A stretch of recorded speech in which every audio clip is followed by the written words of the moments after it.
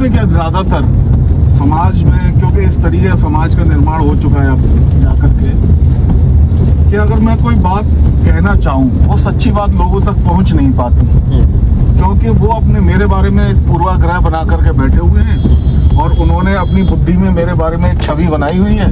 उसी हिसाब से मैं अगर कोई सच्ची बात भी कह रहा हूँ, लेकिन वो अपनी बुद्धि लगा करके उतना ही ग्रहण करते हैं कि ये व्यक्ति क्या कहना चाह रहा है। इसके बारे में क्या करने की जरूरत है, कैसे किया जाए इसे? इसमें पता है अतुल जी, सबसे ज्यादा संकट कहाँ आता है? जो आध्यात्मिक पथ के अनुगामी हैं जी, उनको इस व्यवस्था में सर्वाधिक कष्ट होता है। जी जी क्योंकि अब एक राजकुमार है गौतम सिद्धार्थ जी, वो उनके साथ एक घटना घटती है परमात्मिक प्रक्रिया की, और वो 29 साल से 36 साल के बीच एक राजकुमार से भगवान हो जाते हैं। जी, लेकिन मुश्किल ये आती है कि जो उनके साथ राजकुमार रहे हैं, जो उनके साथ सम्राट बैठे हैं, जो उनके प्रेस, हम श्री कृष्ण जी को ऐसे काउंट करते हैं कि 16,000 रानियां थी, बुद्ध के उसमें 20,000 थी स्त्रियां। शुद्धोधन ने जो भी सुंदरतम स्त्री इसलिए कि घर में ही रह जाएं, ये सोच करके वो किया।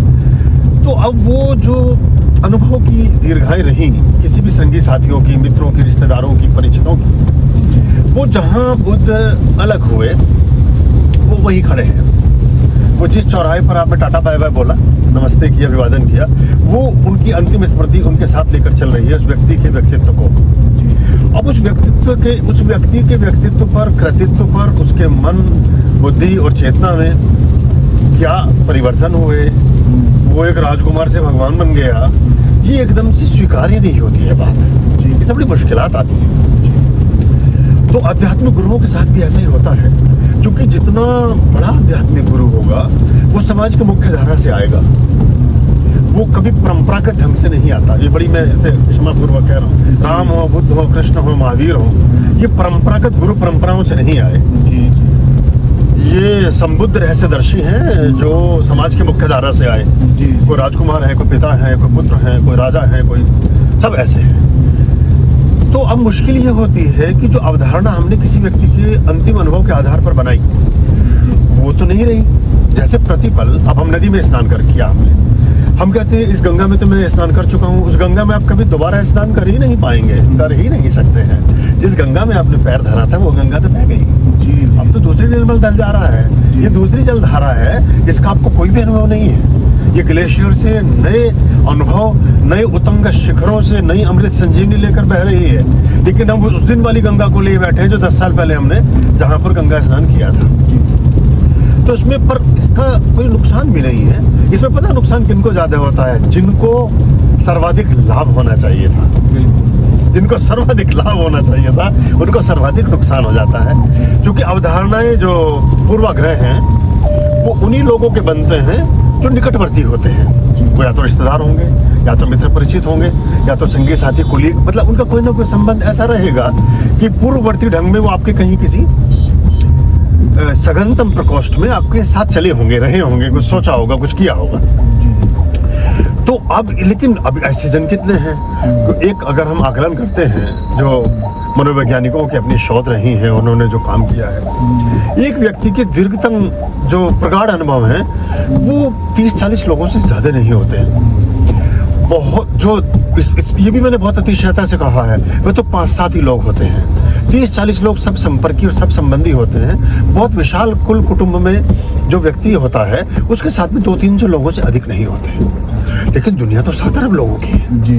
आपके पास जो प्रकाश की ऊर्जा है, जो प्रकाश का पुंज है, जो बात आप दुनिया को कहने, समझाने, बताने चले हैं, उसमें तो बहुत पिपासु, बहुत जिज्ञासु, बहुत ऐसे आएंगे यायावर जो जिनको वास्तव में उस अमृत कलश की आवश्यकता होगी। तो उनका जीवन उद्धृत हो जाता है, उनका जीवन परिष्कृत हो जाता है, पवित्र हो जाता है, और वास्तविक पात्रता उन्हीं की होती है। क्योंकि वो अपने पूर्वाग्रह से नहीं आए। वो मेरा अपना एक सक्रिय जीवन रहा, मैं बहुत सारी व्यवस्थाओं में रहा, बहुत से पदों पर भी रहा, लेकिन उसने मुझे और परिष्कृत और पवित्र करने में बड़ी मदद की। अगर मैं वो नहीं हुआ होता तो मैं इतना क्लीन नहीं होता आज। मैं वैसा ही होता जैसे बाकी लोग हैं। मुझे छोटी छोटी चीजें मुझे प्रलोभित कर रही होती। अब उससे जब मैंने अतिक्रमित कर दिया तो मुझे वो इफेक्ट नहीं करते। तो इसमें जो मेरे निकट परिवार के लोग थे, मेरे मित्र थे, मेरे निकट संबंधी थे।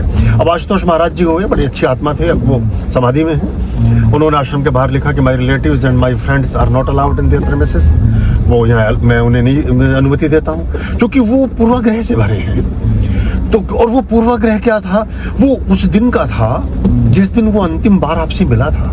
तब से अब तक तो दुनिया बदल गई जी। सारी सृष्टि परिवर्तित हो गई। एक छोटा सा बीज जो कि अंधेरी कोठरी में पड़ा था, वो पुष्पित पल्लवित होकर के विशालतम वृक्ष बन चुका है, और उस विशालतम वृक्ष पर हजारों बीज फिर से आ गए हैं, जो फिर से नए सृष्टि का अनुमोदन करेंगे, नया संवर्धन करेंगे। लेकिन हम मुझे बीज के रूप में ही देख रहे हैं, कह रहे ये तो बीज था, ये तो वहां रखा था, उस बीज में अनंत संभावनाएं थी।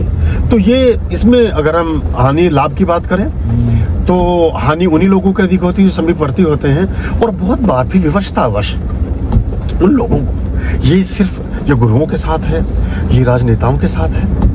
अब मोदी जी हैं, अगर हम समकालीन ढंग से देखते हैं, या कोई योगी जी हैं, किसी के साथ पढ़े भी होंगे, किसी के साथ खेले भी होंगे, किसी से कुछ सीखा भी होगा, किसी को कुछ सिखाया भी होगा, कहीं किराए पर भी रहे होंगे, किसी के साथ यात्रा भी की होगी, किसी के साथ भोजन भी किया होगा। वो सब लोग कहाँ हैं? इनके सबके 8-8, 10-10 भाई बहन, 5-5, 6-6 भाई बहन रहे हैं, कोई कभी दिखाई नहीं देता।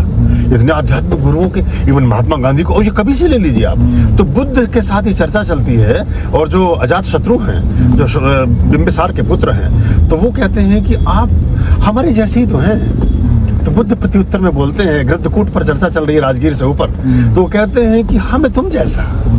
इस दृष्टिकोण से कहते हैं कि अगर मैं एनलाइटेंड हो सकता हूँ, मैं संबोधि को उपलब्ध हो सकता हूँ, तो तुम भी हो सकते हो। तुम भी एक बीज हो, तुम भी परमात्मा का दर्शन, तुम भी स्वयं परमात्मा हो सकते हो। अहम ब्रह्मास्मि तत्त्वमसि श्वेत के, तुम्हारे अंदर भी वही तत्व है जो परमात्मा के अंदर है, तुम हो सकते हो। लेकिन राजकुमार जो है अजात शत्रु, वो उसे ऐसे समझते हैं कि हमारे जैसे ही तो हैं।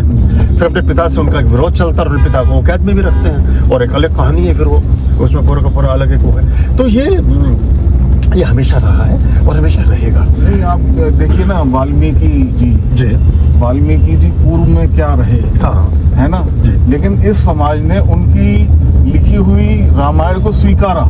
जी। तो ये जो बुद्धि का बदलाव भी होता है, ये किसी पर्सनैलिटी के द्वारा ही किया जाता है, या समाज स्वयं से भी कभी कभी प्रेरणा पा करके या चेतना पा के? इसमें हाँ, ये बड़ा अच्छी चर्चा, बड़ा अच्छा प्रश्न आपने ले लिया जी। ये होता ये है कि पहले हम पूर्वाग्रहों के आधार पर अपने मन का विश्लेषण करते हैं जी। फिर हम स्वस्फूर्त अनुभव के आधार पर एक आकलन करते हैं। फिर उसमें जो परिणामों की उत्पत्ति होती है, वो हमें निश्चितता और किसी निश्चित मंतव्य और विचार तक ले जाती है। आपने पहले सिर्फ सुना, आप सहमत नहीं होंगे, आपने देखा, आप सहमत नहीं होंगे, बल्कि उसमें जो नकार पक्ष होगा उसको आप रेखांकित करेंगे, समाज के लोग उसको रेखांकित करेंगे। फिर धीरे धीरे ऐसा आएगा कि उनको लगेगा कि नहीं, कुछ बात में फर्क तो है, कुछ ये पानी मीठा तो है, इसमें कुछ झलक तो है। फिर वहां से आप मौन होना शुरू करेंगे। फिर उसके बाद थोड़े से दिन के बाद फिर स्वीकार शुरू करेंगे, और स्वीकार के बाद अंगीकार आता है। फिर अंगीकार करने के बाद उन क्रियाओं को खुद भी करने की कोशिश करेंगे। जब उस क्रिया को कर ले जाएंगे, तो अनुभव की पूरी प्रक्रिया से गुजरने के बाद जब आप प्रभावित होंगे, तो आपका स्वभाव बन जाएगा।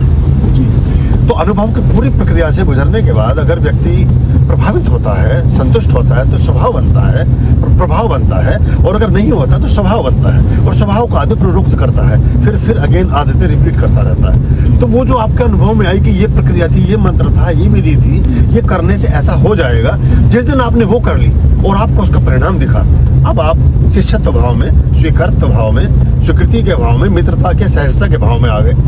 पर इस प्रक्रिया में पता होता है कभी कभी 10, 20, 30, 40 साल निकल जाते हैं, और अधिकांश ऐसा होता है कि वो जो चेतना उस शरीर में थी, वो शरीर का देह त्याग करके परलोक गमन को चली जा चुकी होती है। इसलिए उन गुरुओं के डेरों पर, उन गुरुओं के आश्रमों में, उन गुरुओं के मंदिर और स्थानों पर, मठों पर अधिक भीड़ होती है जो अब शरीर में नहीं रहे।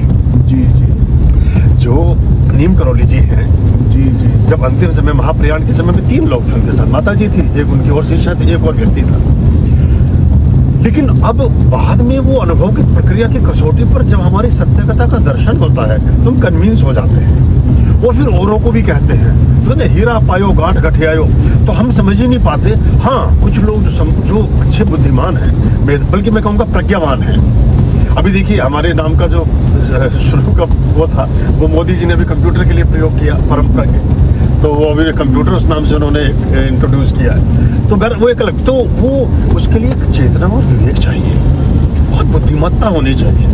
कई बार तो मैं ऐसा मानता हूँ कि गुरु अनुभव के और अपनी देशना और साक्षी भाव में जीता है, अपनी साधना और सिद्धियों के बीच जीता है, लेकिन शिष्य को उनसे भी ज्यादा ब्रिलियंट होने की जरूरत है, तब वो उस चीज को पकड़ पाता है कि ये किस लेवल पर, किस तल पर ये बात को कह रहे हैं, तब वो बात आपके लिए जीवन का आधार बनती है। आर्याम अभयाम भज रे चित संततम आर्याम अभयाम भज रे